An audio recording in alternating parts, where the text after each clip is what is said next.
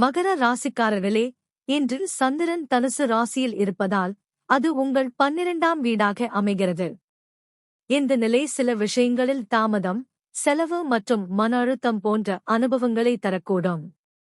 ஆனால் நிதானமாக செயல்பட்டால் இந்த நாளை நல்லபடியாக நடத்த முடியும். இன்று தேவையற்ற செலவுகளை தவிர்க்கவும். முக்கிய முடிவுகளை அவசரமாக எடுக்காமல் சிந்தித்து செயல்படுவது நல்லது. ஓய்வு மற்றும் மன அமைதிக்கு சிறிது நேரம் ஒதுக்கினால் நாள் சமநிலையாக இருக்கும். சில விஷயங்கள் எதிர்பார்த்தபடி நடக்காமல் இருக்கலாம். ஆனால் அதனால் கவலைப்பட வேண்டாம். இது ஒரு சின்ன சோதனை மட்டுமே. அமைதியாக அணுகினால் அனைத்தும் சரியாகும்.